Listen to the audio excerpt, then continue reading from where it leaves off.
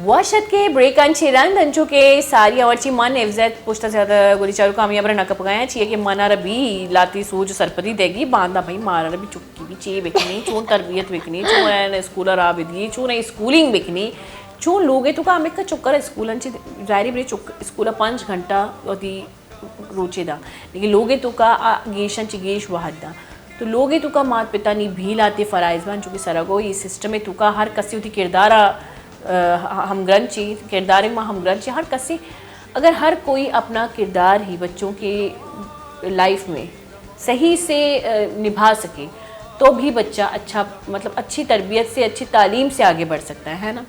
और सर इसके अलावा मैं आपसे पूछना चाहती हूँ अभी जो हम ब्रेक से पहले बात कर रहे थे आपने एजुकेशन प्लस एक्टिविटीज़ की बात की तो एजुकेशन के साथ एक्टिविटीज़ कितनी ज़रूरी है, ठीक है, और उस तरफ आपने कैसे सोचा कि बच्चों अब मतलब ये जो स्टडी सिस्टम है पढ़ाई की जो सिस्टम है उसको इस तरफ कैसे हम लोग इतना इंटरेस्टिंग बनाए मतलब असल में देखें जब जो है हम लोग ने अपनी स्कूलिंग कॉलेज और यूनिवर्सिटी लाइफ ख़त्म की तो हमने ये गैप देखा और आप यकीन माने मैंने जो है आज तक जो है कभी कोई इंटरव्यू नहीं दिया कहीं जो है एप्लीकेशन नहीं लिखी हुई जॉब के लिए क्योंकि from the very first day मैं ये सोच चुका था कि मैंने जो है भाई जनाब एक तालीमी इदारा खोलना है और जो है पहले मैंने टीचिंग की फिर टीचिंग के बाद एडमिनिस्ट्रेटर बना फिर उसके बाद जो है एक इदारा जो है उसको तश्कील किया और उसका मेन मोटिव और विजन यही था कि बच्चों को जो है गैर निसाबी सरगर्मियों में एक्टिव करना है क्योंकि जो है अगर बच्चा जो है बहुत ही काबिल क्यों ना हो बहुत ही जो है अच्छा पढ़ने वाला क्यों ना हो लेकिन अगेन जब हम उसको स्कूल से बाहर निकालते हैं कॉलेज के बाहर निकालते हैं तो उस पर कई कमी पेशियाँ होती हैं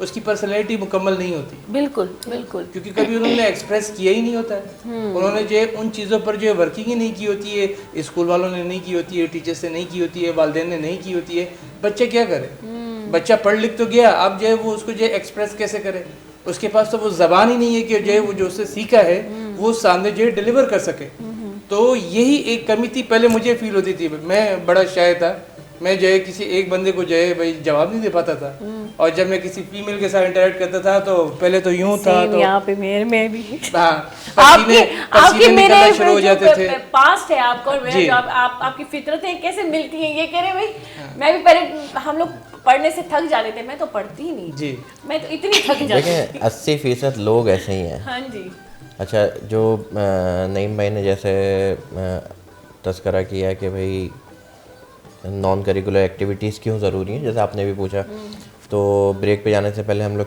थोड़ी सी बात कर रहे थे डिबेट के हवाले से तो आप एक मतलब सराउंडिंग में हम ये देखें ना कि अगर डिबेट जो डिबेटर है ना जिसे बोलना आता है अच्छा डिबेटर जो है वो आप देखें कि आजकल अच्छा डिबेटर चाहे वो मेल या फीमेल है अमूमन चैनल्स पे आपको दिख रहा होगा या कोई मॉर्निंग शो में या कोई किसी इसमें तो ये असल में वो डिबेटर जो है ना उसको बोलने की फ़न आ गया है कि वो अब वो जब बोलने का उसे फ़न आ गया है उसके अंदर की अपनी एक जो शर्म थी वो ख़त्म हो गई है कि मैं पब्लिक को फेस कैसे करूं।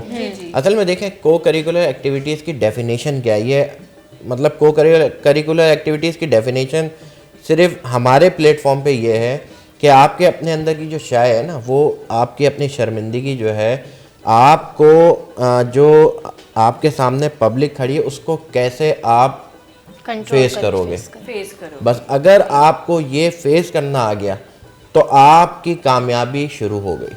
अच्छा अक्सर मैं ये बात करती हूँ कि हम में बहुत से हमारी यूथ में बहुत से यूथ ऐसे हैं जिनमें टैलेंट तो है लेकिन कॉन्फिडेंस नहीं है जैसे कि आपने कहा वही शाइनेस है वो थोड़ा सा शाय हो जाते हैं हर चीज़ को अपने ऊपर ले लेते हैं और बात नहीं कर सकते जैसे कि हम पहले थे मैं पहले थी ये बहुत अच्छी बात की आपने पहले जो मेरे घर में क्योंकि बंद माहौल था मैं घर में ही रहती थी और स्कूल में वही टीचर होते हैं नॉर्मली जो टीचर होते हैं जो अच्छे टीचर होते हैं ना यहाँ पे वो मैं नॉर्मल टीचर क्योंकि नॉर्मली जो हमारी टीचर होती है ना अम्मियों की तरह मतलब माँ का किरदार अदा कर रही होती है जैसे अम्मी मार रही होती है वहाँ पे वो मार रही होती है तो मैं कोचिंग सेंटर में थी और मैं मैट्रिक क्लास में थी लेकिन मुझ में बोलने का बिल्कुल भी मेरे में सलाहियत नहीं थी तो मैं जब अबू के साथ कहीं जाती थी और मैं अपने टीचरों को देखती थी ना मैं अबू को छोड़ के भाग जाती थी और मेरे अबू गुस्सा होते थे कि आखिरकार और अगर मैं वहाँ पे अगर हम लोग जाते थे पेरेंट्स मीटिंग होती थी कोई हम लोग जाते थे तो मैं नहीं बात कर सकती थी तो मेरे अब्बू बहुत परेशान रहते थे, मैं खुद भी परेशान रहती, मुझसे बात नहीं होती, हालांकि मैं अपने घर में बोलती हूँ।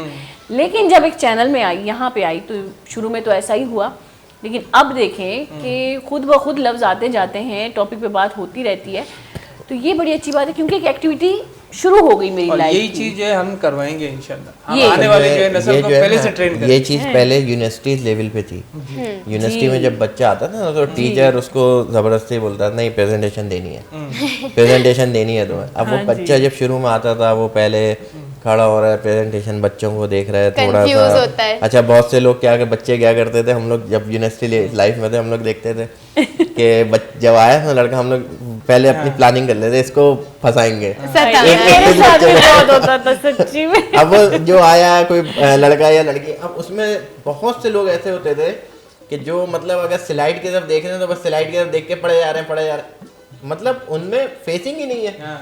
या अगर टीचर ने बोला इधर देखो, तब इधर देखा तो पब्लिक को नहीं देख रहे, बस नीचे देख जमीन रहे में हैं देख और के पढ़े पढ़ जा रहे हैं। तो असल में ये आपके अंदर जो एक वो ताकत है ना, जो फेस करेगी, वो इसको डेवलप करना है। ये जब आपके अंदर डेवलप हो जाएगी ना, तो आप फिर हर चीज़ कर सकते हैं। अब ये चीज़ें देखें स्कूल्स में भी आ रही हैं, स्कूल्स में भी प्रेजेंटेशन सिस्टम आ गया है, स्कूल्स में भी प्रेजेंटेशंस हो रही हैं, और इसको जो है ना, ये क्लास 1 से होनी चाहिए। क्लास 1 से बच्चे को आप थोड़ा अच्छा, थोड़ा प्रेजेंटेशन आप कह रहे हैं कि ओरल में होना चाहिए ताकि बच्चा कुछ बोले। बोल सके। देखें, पहले अगर हम अपने थोड़े से बचपन में चले हैं ना, उसमें देखें कुछ टीचर्स ऐसे होते थे कि आपको बुलाते थे और किताब लेके आ जाओ, किताब लेके फिर आपको बोलते थे ब्लैक बोर्ड की तरफ खड़े हो जाओ, अब पढ़ो। तो हम लोग किताब लेके ना, बहुत से टीचर वो रीडिंग कर रहे होते थे, उसमें हमारे अंदर एक कॉन्फिडेंस पैदा हो रहा होता था। ठीक है, अब बाकी सब बच्चे भी मोहतात होते थे, टीचर कहीं भी पैराग्राफ पे रुकाएगा और किसी को भी बुला लेगा। वो भी हम लोग खुद भाई बुक्स के अंदर देखना है, बस कहाँ बहुत सी रुकेगा। जगहों पे ये चीज़ें नहीं है। नहीं है। अब क्या है, बस Reading टीचर system आया, तो खत्म ही हो खत्म रहा हो है गई। तकरीबन। अब जिस दौर में रीडिंग हो रही होती थी, उस वक्त बच्चे की रीडिंग उर्दू, उर्दू इंग्लिश। अच्छी थी, इंग्लिश अच्छी थी, आजकल बच्चों को उर्दू लिखना नहीं आता और फखर से बोल बोलना रहे नहीं होते हैं। आता। आजकल देखें ना, हम लोग इंग्लिश के पीछे भाग रहे हैं। हम लोग ये समझ रहे हैं जो इंग्लिश में बात कर रहा है वो बस वो टैलेंटेड है। और ये मैं आपको एक छोटी सी बात बताना चाहती हूँ कि इतना बड़ा कॉम्प्लेक्स है हम सबके अंदर कि अगर हमें इंग्लिश नहीं आती, हमारे घर की माओं के अंदर कि वो पढ़ी लिखी नहीं है, लेकिन जिसने इंग्लिश बोल दिया वो भी उसको बहुत बड़ा एजुकेटेड समझते हैं, और जिसने नहीं बोला वो बेचारा डॉक्टर भी है तो रह गया, मतलब हमारे माशरे ऐसे ही में। है। और यहाँ पे जो मीम्स बनते हैं, यहाँ पे जो वीडियोस बनते हैं, हमारे खुद जाहिल कौम माइक लेकर, मैं एंकर पर्सन को कहना चाहती हूँ कि कितने सारे मैंने एंकर पर्सन देखे, कितने सारे मैंने ऐसे यूट्यूबर्स देखे जो उनका मजाक उड़ाते जिनको इंग्लिश नहीं आती। बेवकूफ़ इंसान। हम जिस मुल्क में रहते हैं वहाँ पे ज़बान ही उर्दू है, हम घर में अपनी मादरी ज़बान बोलते हैं, बाहर निकलते हैं तो अपनी कौमी ज़बान बोलते हैं। तो ये जो तीसरी ज़बान है, ये हमें तब सीखना चाहिए जब हम उस मुल्क में जाएं। भाई कोई उर्दू नहीं समझता, कोई बलोची नहीं समझता, कोई सिंधी नहीं समझता। देखें, ये जो है ना, by profession I am engineer, I have completed my engineering from sir Syed university in 2008 batch. मगर मैं इंग्लिश को प्रीफर नहीं करता हूँ। मैं बोल सकता हूँ अल्हम्दुलिल्लाह, समझ सकता हूँ, मगर मैं क्यों प्रीफर करूँ? मतलब मैं क्यों, मेरी ज़बान मादरी ज़बान उर्दू है, और हम जितनी मीटिंग्स करते हैं, सब स्कूल ऑनर्स हैं, कॉलेज ऑनर्स हैं, प्राइवेट कॉलेज, उर्दू में बात करते हैं। और भाई उर्दू हम लोग मतलब मुझ समेत उर्दू हम कितने अल्फाज गलत बोलते हैं हमें पता ही नहीं है। मैं तो अभी उर्दू तो सीखी है। हम अच्छा देखें, हमने शुरू में, अब का मुझे नहीं पता बहरहाल लेटेस्ट क्या है, जब मैं स्कूल लाइफ में था। अच्छा सर, यहाँ पे हमारे साथ कॉलर भी हैं जो हमारे रेगुलर कॉलर हैं, जमील शोहाज कब कन ड्यूटी बुलेदा। अस्सलाम वालेकुम रहमतुल्लाहि व बरकातहू।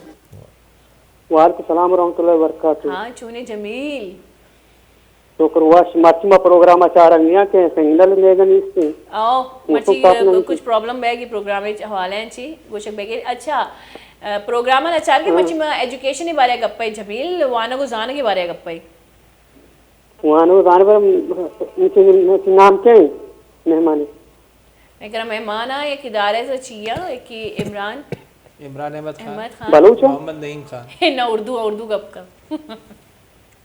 आप कैसे हैं? अल्लाह का अल्लाह शुक्र क्या है, करे। अब ठीक ठाक है, बराबर है। बेहतरीन। हम वहाँ की तरह बात कर रहे हैं हम। हाँ जी। अच्छा जमील मरागिशा बेचार ठीक है, बाज मिनटवार तुम्हारे कॉल को, और उनको समझ में नहीं आया असल में। मैंने कहा ना कि कुछ प्रॉब्लम है, तो सब कह रहे हैं कि भाई चैनल साफ नहीं आ रहा, कुछ ऐसा है सिस्टम। हाँ तो अब कंटिन्यू। तो मैं आपको ये बता रहा था, उस वक्त जब हम स्कूल लाइफ में थे तो एक हमारे सीनियर थे, वो जर्मनी जा रहे थे उस दौर में, तो जर्मन सीख रहे थे वो। मैं आपको ये बता रहा हूँ मतलब कि अपनी ज़बान की वैल्यू उस मुल्क ने कितनी बनाई है। तो मैंने उनसे ऐसे ही पूछा कि सर आप जर्मनी क्यों सीख रहे हैं? अरशद नाम था, तो मैं अरशद भाई आप जर्मनी क्यों सीख? कह रहे हैं भाई मैं जर्मनी सीखूंगा, फिर एक टेस्ट होगा, अगर मैं उस टेस्ट में क्लियर होऊंगा तो मुझे जर्मन वीज़ा मिलेगा। अच्छा, आप हमारे पाकिस्तान में क्या ये चीज़ है कहीं पर? आप देखें हर यूनिवर्सिटी में, हर कॉलेज में आप इंग्लिश बोलें। अरे भाई आप जिस मुल्क में रह रहे हो उसकी ज़बान को आप आगे बढ़ाओ। अच्छा सर, यहाँ पे एक और कॉलर है हमारे साथ मस्कत से, नसीमा गपकन लुटी। अस्सलाम वालेकुम रहमतुल्लाहि व बरकातहू। चुने नसीमा। वालेकुम अस्सलाम मजूर वैसा, अल्लाह तुम्हारा सलामत बेटा। आमीन। आज के मेहमान मुझे बहुत ही अच्छे लग रहे हैं, मेरी तरफ से बहुत बहुत सलाम मिले। और बच्चों के बारे में जो आप लोग बात कर रहे हैं ना, तो मुझे भी बहुत खुशी हो रही है। मुझे अपने ज़माने याद आ रहे हैं, क्योंकि मैं तो पाकिस्तान में थी शुरू में, तो मेरे को इतना मसला नहीं था ना वहाँ की तालीम अलग है, और हमारे मुल्क में जो ओमान की तालीम है वो तो अलग है, क्योंकि यहाँ तो अरबी में बातचीत करते हैं और अरबी तालीम है, और वहाँ उर्दू थी। शुरू में मुझे बहुत ही मुश्किल पड़ी, क्योंकि बच्चों के बारे में ये सोचना था कि मुझे तो उर्दू आती है और बलोची, और अरबी तो बिल्कुल भी नहीं आती, मैं क्या करूँ। तो मैंने सोचा कि चलो मैं भी स्कूल में जाकर यहाँ मदरसे में तालीम हासिल करूँ, ताकि मुझे भी इतनी तालीम आए, ताकि मैं बच्चों से बात कर सकूँ और अपनी बच्चों को थोड़ी सी सपोर्ट कर सकूँ।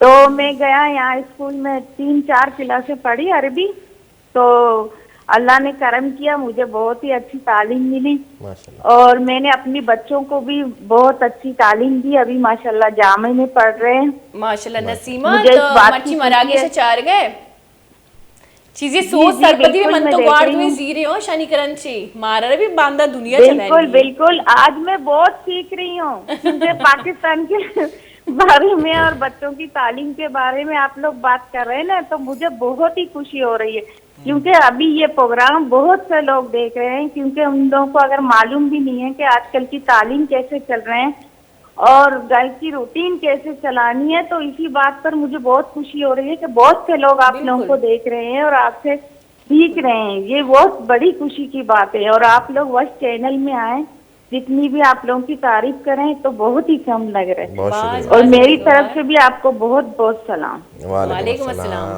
बाज मिनटवार नसीमा तुम्हारा कॉल को चूंकि मैं गप्पा थी पहला, तो ये भी बहुत अच्छा टॉपिक है, ये तो एक अलग ही टॉपिक है। ये जो तालीम और ज़बान में हमने कोई सब दोनों को हमने मिक्स किया हुआ है ना, तालीम और ज़बान को, मतलब अगर आपको कोई ज़बान आती तो आप तालीम याफ्ता है, यानी कोई खास ज़बान, ठीक है। उन मुल्कों को याद करें, उन ममालिकों को याद करें जिन्होंने अपनी ज़बान को प्रमोट किया, वो आज कहाँ पर हैं और हम आज कहाँ पर हैं। ऐसे आज तक ज़हनी गुलामी से हम निकले नहीं, है ना सर? नहीं होती है। अच्छा अभी हम फिर आते हैं अपने एजुकेशन सिस्टम में। जैसे कि मैंने कहा ये तो बहुत ही अलग टॉपिक है। मैं एक छोटा सा वाक़या बताती हूँ। मैं इंग्लिश लैंग्वेज कोर्स करने गई थी जब मैं 9th में थी। अब्बू ने ऐसे ही डाल दिया, मुझे तो नहीं करनी थी कोर्स। मैं जब खड़ी हुई तो मुझे टीचर ने कहा कि स्पीच दो। मेरी इंग्लिश ठीक नहीं है, जब तो मैं सीखने आई हूँ। मैं खड़ी हो गई स्पीच देने, तो जाहिर बात है मैंने कहा आई हैव बिग हेयर, मैं कॉन्फिडेंटली कुछ बोलना चाह रही थी, लेकिन बच्चे हंस रहे थे। मैं हैरान हो गई, मतलब मैं हैरान हो गई, लेकिन मैंने वहाँ पे कुछ नहीं। मैं घर में जब आई तो मैंने अपने अब्बू से पूछा कि अब्बू मैं तो फीस दे के सीखने जा रही हूँ इंग्लिश, मेरी इंग्लिश अच्छी नहीं है तो मैं सीखने जा रही हूँ। मुझ पे हंस क्यों रहे थे? मुझे पता नहीं चला कि मुझ पे हंस क्यों रहे थे। मतलब आप लोगों की तरह मैं भी तो सीखने आई हूँ। तो मेरे अब्बू ने कहा वो एहसास कमतरी थी।